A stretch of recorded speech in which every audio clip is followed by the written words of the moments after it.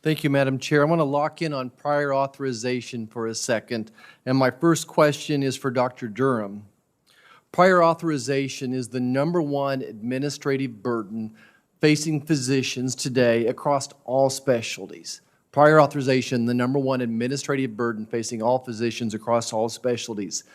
As a physician myself, I knew of the frustration of having to do this, talk to a person who maybe a non-specialist who wasn't from my area. So I couldn't imagine trying to do a prior auth with you on a patient in the ER, your years of experience. And as an obstetrician, I'm trying to tell you who doesn't need inpatient management. Couldn't imagine doing that. But this burnout's leading to early retirement. It ties up nurses. It's frustrating to nurses as well. It makes us all less productive. I guess and you spoke about this earlier, prior authorization. My question is, do you ever feel that prior authorization is used to ration care or to delay the care the patient needs? Thank you so much for your question. And as a fellow physician, that you understand sort of what we're going through. I do think it delays care, absolutely, especially in the emergency room context.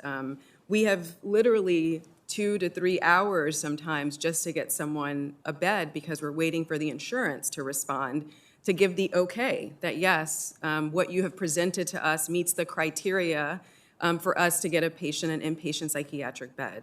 So without a doubt, it delays care. And when we're thinking about an emergency room, we have a lot of patients we need to see.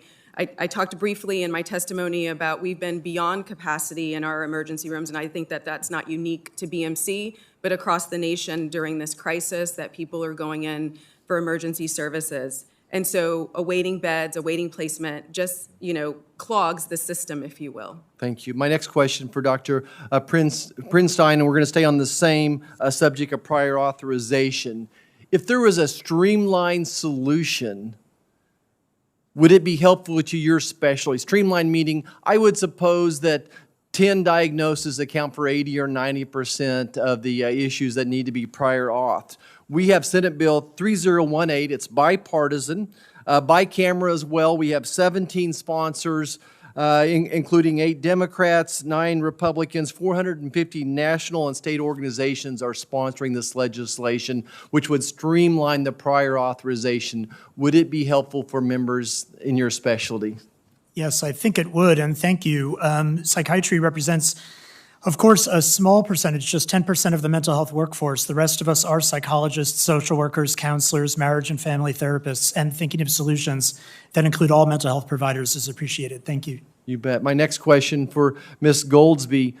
You work in the Department of Alcohol and Drug Abuse Services. Does prior authorization ever impact your patients? Especially, does it delay care or ration care?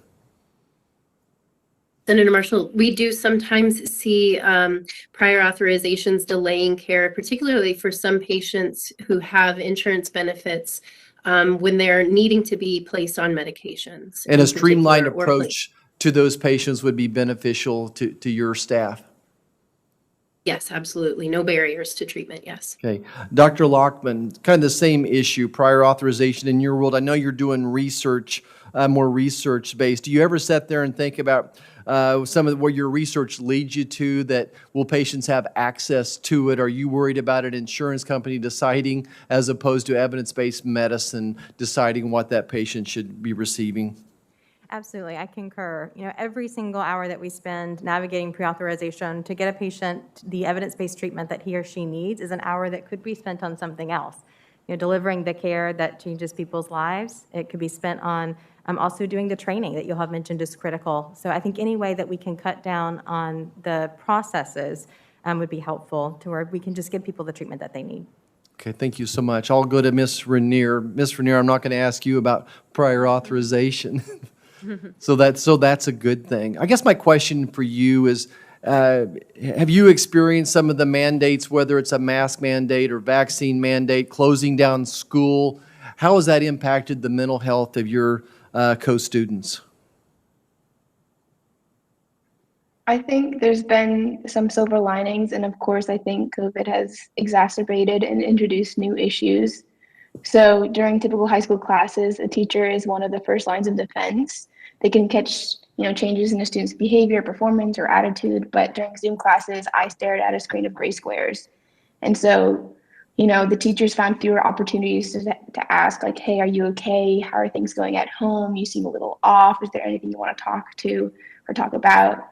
So that's kind of one bad thing. But a silver lining, on the other hand, is like, I think the conversation on mental health has become a little bit more comfortable. And so teachers have been like, if you need a self-care day, take the day off, go take a walk, go do your own thing. Let's take the Zoom class off for today. And that was something that was totally okay to do.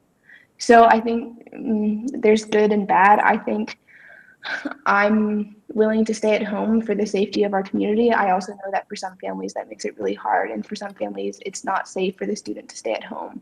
And school is kind of like this safety net, this security blanket to be away from that. And so that makes it tough. I don't know if there's a way to say that it was all bad or all good. Okay. Thank you so much. I yield back.